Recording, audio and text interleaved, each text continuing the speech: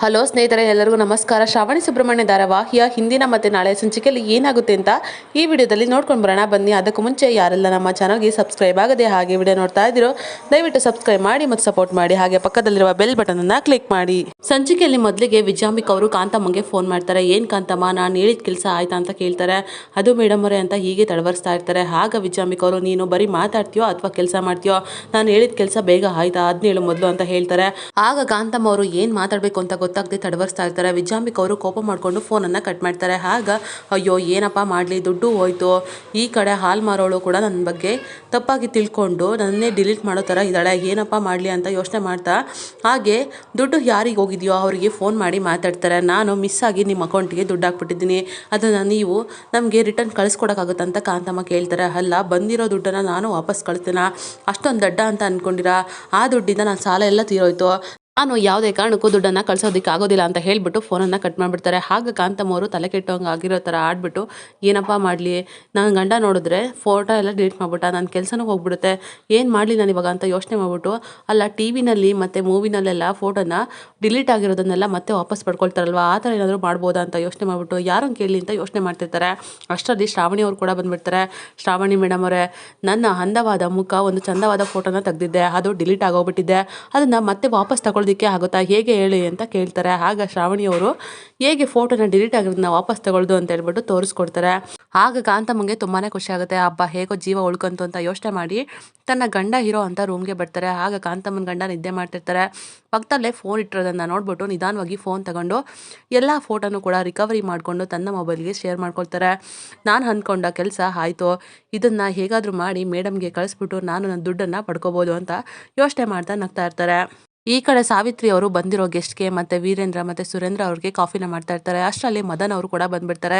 ಏನು ಸಾವಿತ್ರಿ, ನೀನು ತುಂಬ ಚೆನ್ನಾಗಿ ಕಾಫಿನ ಮಾಡ್ತೀಯ ಅಲ್ವಾ, ನೀನು ಯಜಮಾನ್ರು ಚೆನ್ನಾಗಿರಬೇಕು ಅಂತ ಏನೇನೆಲ್ಲ ಮಾಡ್ತೀಯ ಅಲ್ವಾ, ನಾನು ಅದನ್ನು ಹಾಳು ಮಾಡೋದ್ರಲ್ಲೇ ನನಗೆ ಖುಷಿ ಜಾಸ್ತಿ, ಅದಕ್ಕೆ ನೀನು ಮಾಡಿರೋ ಕಾಫಿನ ನಾನು ಹಾಳು ಮಾಡ್ತೀನಿ ಸಾವಿತ್ರಿ ಅಂತ ಹೇಳ್ತಾರೆ. ಅದನ್ನು ಕೇಳಿಬಿಟ್ಟು ಸಾವಿತ್ರಿ ಅವರು, ಏನು ಹೇಳ್ತಿದ್ದೀರಾ ನೀವು, ಏನು ಮಾಡೋಕೆ ಹೊರಟಿದ್ದೀರಾ ನೀವು ಅಂತ ಹೇಳ್ತಾರೆ. ಆಗ ಮದನ್ ಅವರು ಕಿಚನಲ್ಲೇ ಇದ್ದಂಥ ಖಾರದ ಪುಡಿ ಬಾಸನ ತೊಗೊಂಬಿಟ್ಟು ಆ ಟೀಗೆ ಖಾರದ ಪುಡಿನ ಮಿಕ್ಸ್ ಮಾಡಿಬಿಡ್ತಾರೆ. ನೋಡು ಸಾವಿತ್ರಿ, ಈ ಟೀನ ತಗೊಂಡೋಗಿ ನೀನು ಮಾವು ಕೊಡಬೇಕು ಅಂತ ಹೇಳ್ತಾರೆ. ಇಲ್ಲ ಸಾಧ್ಯ ಇಲ್ಲ, ಏನು ಮಾಡ್ತೀರಾ ನೀವು, ಖಾರದ ಪುಡಿ ಹಾಕಿ ಬೆರೆಸ್ಬಿಟ್ರಿ, ನಾನು ಮಾತ್ರ ಆ ಟೀನ ಯಾವುದೇ ಕಾರಣಕ್ಕೂ ಯಜಮಾನ್ರಿಗೆ ಕೊಡೋದಿಲ್ಲ ಅಂತ ಹೇಳ್ತಾರೆ. ಆಗ ಮದನ್ ಅವರು, ನೋಡು ಸಾವಿತ್ರಿ, ನೀನು ಕೊಡಲಿಲ್ಲ ಅಂತ ಅಂದರೆ ಹಳ್ಳಿಲಿರೋ ನಿಮ್ಮ ತಾತನ ಕತೆ ನಾನು ಮುಗಿಸ್ಬಿಡ್ತೀನಿ ಅಷ್ಟೇ ಅಂತ ಹೇಳ್ತಾರೆ. ಆಗ ಸಾವಿತ್ರಿ, ಏನು ಈ ಥರ ಎಲ್ಲ ಮಾತಾಡಿ ನನ್ನ ಎದುರಿಸ್ತಾ ಇದ್ದೀರಾ, ಯಾಕೆ ಈ ಥರ ಮಾಡ್ತಿದ್ದೀರಾ ನೀವು, ನಾನು ಯಾವುದೇ ಕಾರಣಕ್ಕೂ ಈ ಟೀ ಮಾತ್ರ ಕೊಡೋದಿಲ್ಲ ಅಂತ ಹೇಳ್ತಾರೆ. ಆಗ ಮದನ್ ಅವರು, ಹೌದಾ ಸಾವಿತ್ರಿ, ಕೊಡಲ್ವಾ, ಸರಿ ಆಯಿತು ಬಿಡು, ಟೀನ ನೀನೇ ಮಾಡಿರ್ಬೋದು, ಆದರೆ ಇದನ್ನು ನಾನೇ ತಗೊಂಡೋಗಿ ಕೊಡ್ತೀನಿ ಅಂತ ಹೇಳ್ಬಿಟ್ಟು ಆ ಟೀನ ತಗೊಂಡೋಗಿ ಕೊಡೋದಕ್ಕೆ ಅಂತ ಹೋಗ್ತಾರೆ. ಅಷ್ಟರಲ್ಲಿ ಸಾವಿತ್ರಿನೂ ಕೂಡ ಹಿಂದೆ ಹೋಗ್ಬಿಡ್ತಾರೆ. ನಿಂತ್ಕೊಳ್ಳಿ ಅಂತ ಹೇಳಿದ್ರು ಕೂಡ ಮದನ್ ಅವರು ಕೇಳೋದೇ ಇಲ್ಲ. ಆಗ ಮದನ್ ಟೀ ತೊಗೊಂಬಂದೆ ನಾನು ನೋಡ್ಬಿಟ್ಟು, ಏನು ಮದನ್ ನೀನು ತೊಗೊಂಬಂದ್ಬಿಟ್ಟಿದ್ಯಾ ಅಂತ ಹೇಳ್ತಾರೆ. ಏನಿಲ್ಲ, ಸಾವಿತ್ರಿ ಮಾಡ್ತಾ ಇದ್ಲಲ್ವಾ, ಅದಕ್ಕೆ ನಾನೇ ಕೊಡೋಣ ಅಂತ ತೊಗೊಂಬಂದೆ ಅಷ್ಟೇ ಮಾವ ಅಂತ ಹೇಳ್ತಾರೆ. ಆಗ ಎಲ್ಲರೂ ಕೂಡ ಖುಷಿ ಪಡ್ಕೊಂಡು ನಗ್ತಾ ಇರ್ತಾರೆ. ಆಗ ಎಲ್ಲರೂ ಕೂಡ ಟೀ ಕುಡಿಯೋದಕ್ಕಿಂತ ಗ್ಲಾಸ್ನ ತಗೊಳ್ತಾರೆ. ಅಷ್ಟರಲ್ಲಿ ಸಾವಿತ್ರಿ ಅವರು ಏನಾದರೂ ಮಾಡಿ ತಪ್ಪಿಸ್ಬೇಕಲ್ಲ ಅಂತ ಹೇಳ್ಬಿಟ್ಟು ವೀರೇಂದ್ರ ಅವರು ಇನ್ನೇನು ಕುಡಿಯೋ ಸಮಯಕ್ಕೆ ಬೇಗ ಹೋಗ್ಬಿಟ್ಟು ಆ ಲೋಟನ ಜೋರಾಗಿ ತಳ್ಳಿಬಿಡ್ತಾರೆ. ಆ ಲೋಟ ಹೋಗಿ ಕೆಳಗಡೆ ಬಿದ್ದುಬಿಡುತ್ತೆ, ಕಾಫಿನೂ ಚೆಲ್ಲುತ್ತೆ, ಲೋಟನೂ ಕೂಡ ಹೊಡೆದೋಗುತ್ತೆ. ಏನು ಸಾವಿತ್ರಿ, ಯಾಕೆ ಈ ಥರ ಮಾಡ್ತಿದ್ಯಾ ಅಂತ ವಾಯ್ಸ್ನ ರೈಸ್ ಮಾಡಿಬಿಡ್ತಾರೆ ವೀರೇಂದ್ರ ಅವರು. ಆಗ ಮದನ್ ಅವರು, ನೀನು ಕುಡಿಯೋದನ್ನು ತಪ್ಪಿಸಿರ್ಬೋದು, ಆದರೆ ಮಾವನ ಕೋಪನ ಹೇಗೆ ತಪ್ಪಿಸ್ತೀಯಾ ನೋಡ್ತೀನಿ ಅಂತ ಯೋಚನೆ ಮಾಡ್ತಾ, ಅಲ್ಲ ಸಾವಿತ್ರಿ, ಎಂಥ ಕೆಲಸ ಮಾಡಿಬಿಟ್ಟೆ ನೀನು, ಈ ಥರ ಬಂದವ್ರ ಮುಂದೆ ಮಾವನಿಗೆ ಅವಮಾನ ಮಾಡ್ತಿದ್ಯಾ, ಯಾಕೆ ಸಾವಿತ್ರಿ ಈಗ ಮಾಡಿದೆ ಅಂತ ಹೇಳ್ತಾ ಇರ್ತಾರೆ.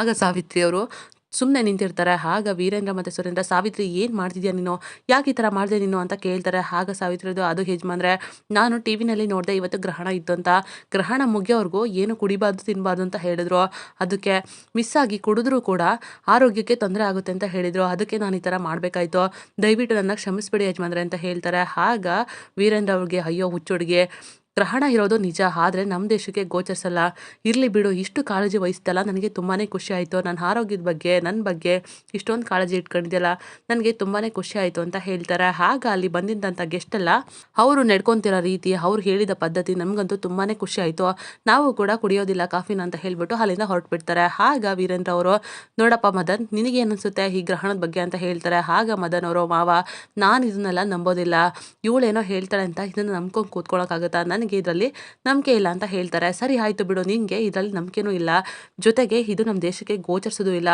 ಸಾವಿತ್ರಿ ತುಂಬ ಚೆನ್ನಾಗಿ ಕಾಫಿ ಮತ್ತು ಟೀ ಎರಡೂ ಮಾಡ್ತಾಳೆ. ಹೀಗಿರಬೇಕಾದ್ರೆ ನೀನು ಇದನ್ನು ಕುಡಿ ಅಂತ ಹೇಳ್ತಾರೆ. ಅಲ್ಲ ಮಾವ, ನಿಮಗೆ ಮಾಡಿರೋದನ್ನು ನಾನು ಹೇಗೆ ಕುಡಿಲಿ ಅಂತ ಹೇಳ್ತಾರೆ. ಅಲ್ಲಪ್ಪ, ನಾನಂತೂ ಕುಡಿತಾ ಇಲ್ಲ, ನಿನಗೆ ಇದರಲ್ಲಿ ನಂಬಿಕೆನೂ ಕೂಡ ಇಲ್ಲ, ಕುಡಿದ್ರೆ ಏನಾಗುತ್ತೆ, ಚೆನ್ನಾಗಿದೆ ಕುಡಿ ಅಂತ ಹೇಳ್ಬಿಟ್ಟು ಕೊಡ್ತಾರೆ. ಆಗ ಮದನ್ ಅವರು ವಿಧಿ ಇಲ್ಲದೆ ಆ ಟೀನ ತಗೊಂಡು ಕುಡಿತಾರೆ. ಖಾರದ ಪುಡಿ ಹಾಕಿರೋದ್ರಿಂದ ತುಂಬ ಕಷ್ಟಪಟ್ಟು ಕುಡಿತಾ ಇರ್ತಾರೆ. ಸ್ವಲ್ಪ ಹೊತ್ತು ಕುಡಿದ್ಮೇಲೆ ಖಾರ ನೆತ್ತಿಗತ್ಬಿಡುತ್ತೆ.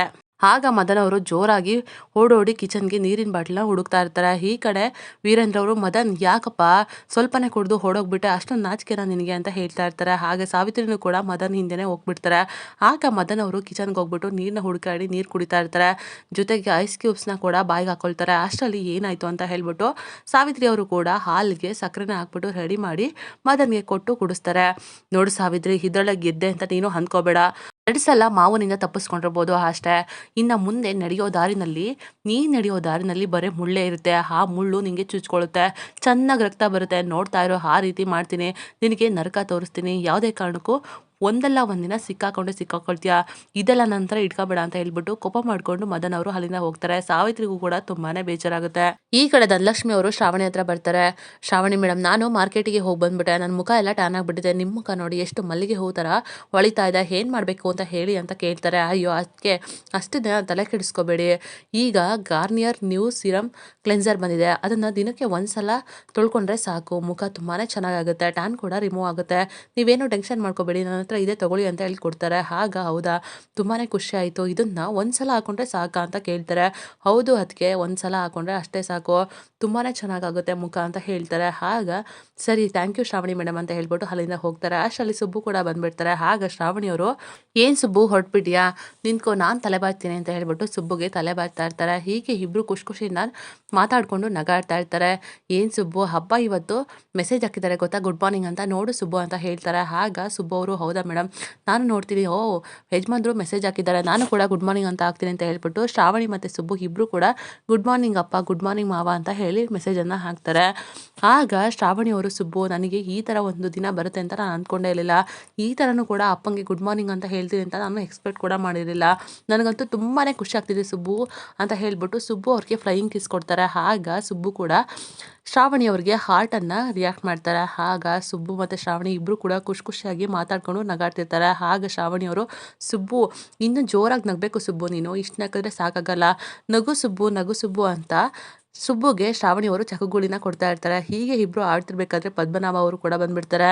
ಪದ್ದು ಬಂದ ತಕ್ಷಣ ಸುಬ್ಬು ಅವರು, ಅಪ್ಪ ಏನಪ್ಪ ಅಂತ ಕೇಳ್ತಾರೆ. ಆಗ ಪದ್ದು ಅವರು, ಇರಲಿ ಇದೇ ಥರ ಡಿಸ್ಟೆನ್ಸಲ್ಲಿ ಎಲ್ಲ ನಡೀತಾ ಇರಲಿ, ಇನ್ನು 3 ತಿಂಗಳು ನೀವು ಇದೇ ಥರ ದೂರ ಇರಬೇಕು, ಈ ಥರ ದೂರ ಇದ್ದರೆ ಯಾವ ತೊಂದರೆನೂ ಆಗೋದಿಲ್ಲ ಅಂತ ಹೇಳ್ತಾ ಇರ್ತಾರೆ. ಆಗ ಶ್ರಾವಣಿ ಅವರು ಅಲ್ಲಿಂದ ಹೋಗ್ತಾರೆ.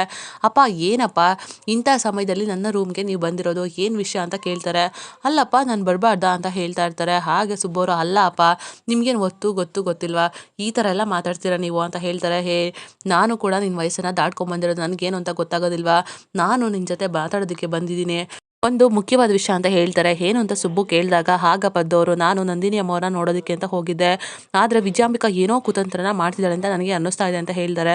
ಏನಪ್ಪ ಹೇಳ್ತೀರಾ ನೀವು ಅಂತ ಹೇಳ್ತಾರೆ. ಹೌದು, ನನಗೆ ಯಾಕೋ ಅದೇ ಥರ ಅನ್ನಿಸ್ತಾ ಇದೆ, ನಾನು ಇವತ್ತು ಕೂಡ ನಂದಿನಿ ಅಮ್ಮವ್ರನ್ನ ನೋಡೋದಕ್ಕೆ ಅಂತ ಹೋಗ್ತೀನಿ, ಆದರೆ ಅವರು ಆ ಜಾಗದಲ್ಲಿ ಇರೋದು ಸೇಫ್ ಅಂತ ನನಗೆ ಅನ್ನಿಸ್ತಾ ಇಲ್ಲ, ಇರೋ ಜಾಗನ ನಾವು ಹೇಗಾದರೂ ಮಾಡಿ ಬದಲಾಯಿಸಬೇಕು, ಏನು ಮಾಡಿ ಸುಬ್ಬು ಅಂತ ಹೇಳ್ತಾ ಇದ್ದಾರೆ. ಸರಿಯಪ್ಪ ಆಗಲಿ, ಅದೇ ಥರ ಮಾಡೋಣ, ನಾವು ಪರಿಸ್ಥಿತಿ ವ್ಯವಸ್ಥೆ ಎಲ್ಲ ನೋಡ್ಬಿಟ್ಟು ಅವರಿಗೆ ಆ ಜಾಗನ ಬದಲಾವಣೆ ಮಾಡೋಣ ಅಂತ ಹೇಳ್ತಾರೆ. ಆಗ ಪದ್ದವರು, ಸರಿ ಸುಬ್ಬು, ನಾನು ಇವತ್ತು ಹೋಗ್ತೀನಿ, ಅಲ್ಲಿನ ಪರಿಸ್ಥಿತಿ ಹೇಗಿದೆ ಅಂತ ನೋಡ್ಬಿಟ್ಟು ನಾನು ಆ ಪರಿಸ್ಥಿತಿ ತಕ್ಕನಾಗಿ ಯೋಚನೆ ಮಾಡಿ ನಿರ್ಧಾರ ತಗೊಳ್ತೀನಿ ಅಂತ ಹೇಳ್ತಾರೆ.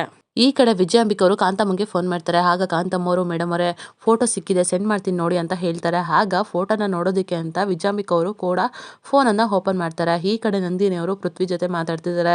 ನಮಗೆ ಪದ್ದು ಕಟ್ಟಿರುವಂಥ ಭದ್ರವಾದ ಕೋಟೆ, ಯಾವುದೇ ಕಾರಣಕ್ಕೂ ನಾವು ಬದುಕಿರೋ ವಿಷಯ ವಿಜಯಾಂಬಿಕೆಗೆ ಗೊತ್ತಾಗೋದಿಲ್ಲ ಅಂತ ಹೇಳ್ತಾ ಇರ್ತಾರೆ. ಈ ಕಡೆ ವಿಜಯಾಂಬಿಕಾ ಅವರು ಫೋಟೋನ ಓಪನ್ ಮಾಡಿದ ತಕ್ಷಣ ನಂದಿನಿ ಅವರು ಮತ್ತು ಪೃಥ್ವಿನ ನೋಡ್ಬಿಟ್ಟು ತುಂಬಾ ಶಾಕ್ ಆಗ್ತಾರೆ.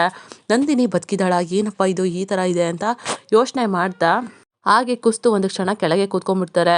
ಏನು ಮಾಡಲಿ ಅಂತ ತುಂಬಾನೇ ಗಡಗಡ ನಡುಗ್ತಾ ಇರ್ತಾರೆ. ಈ ಕಡೆ ನಂದಿನಿ ಅವರು ಒಂದು ವೇಳೆ ನಾವು ಬದುಕಿರೋ ವಿಷಯ ಏನಾದರೂ ವಿಜಯಾಂಬಿಕೆಗೆ ಗೊತ್ತಾಗಿದ್ರೆ ಇಷ್ಟು ದಿನ ನಡೀತಾ ಇದ್ದಿದ್ದು ತೆರೆ ಹಿಂದೆ ನಡೀತಾರೆ ಅಂತ ಇದ್ದ ಮುಂದೆ ಕುರುಕ್ಷೇತ್ರ ಯುದ್ಧ ಆಗಿರುತ್ತೆ ಅಂತ ಹೇಳ್ತಾ ಇರ್ತಾರೆ. ಈ ಕಡೆ ವಿಜಯಾಂಬಿಕೆ ಅವರಂತೂ ಆ ಫೋಟೋನ ನೋಡಿ ತುಂಬಾನೇ ಗಡಗಡ ನಡುಗ್ತಾ ಇರ್ತಾರೆ. ಇದಾಗಿತ್ತು ಈ ಸಂಚಿಕೆ. ನಮ್ಮ ವಿಡಿಯೋ ನಿಮಗೆ ಇಷ್ಟ ಆಗಿದ್ದಲ್ಲಿ ಒಂದು ಲೈಕ್ ಮಾಡಿ. ಮುಂದಿನ ವಿಡಿಯೋಗಳಿಗಾಗಿ ನಮ್ಮ ಚಾನಲ್ನ ಸಬ್ಸ್ಕ್ರೈಬ್ ಮಾಡಿ ಮತ್ತು ಸಪೋರ್ಟ್ ಮಾಡಿ. Thank you.